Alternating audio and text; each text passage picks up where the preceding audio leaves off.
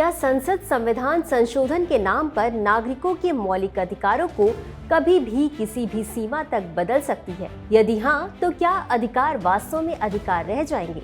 साल 1967 भारतीय संवैधानिक इतिहास का निर्णायक मोड़।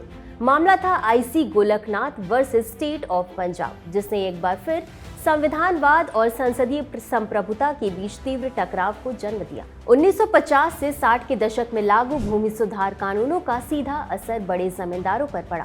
ऐसा ही एक मामला था गोलकनाथ परिवार का, जिनकी लगभग 500 एकड़ भूमि सरकार के भूमि सीमा कानूनों के तहत अधिग्रहित की गई।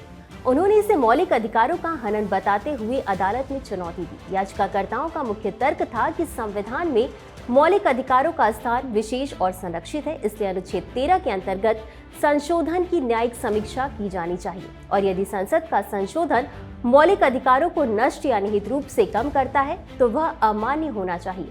इस पर सरकार का तर्क था कि अनुच्छेद 368 संसद को संविधान में संशोधन करने की विशेष संवैधानिक शक्ति देता है और यह शक्ति व्यापक है, इसलिए संशोधन को कानून के दायरे में सीमित नहीं किया जा सकता और संशोधन न्यायिक समीक्षा के दायरे से बाहर रखा जाना चाहिए।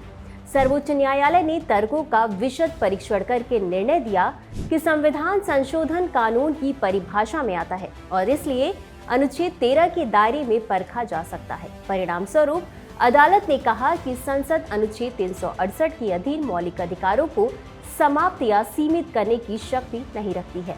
यह टॉपिक यूपीएससी जीएस पेपर 2 भारतीय संविधान से जुड़ा हुआ है। और अब आपके लिए एक सवाल, भारतीय संविधान में किस अनुच्छेद के तहत संपत्ति के अधिकारों का प्रावधान किया गया है? कमेंट में जरूर बताएं।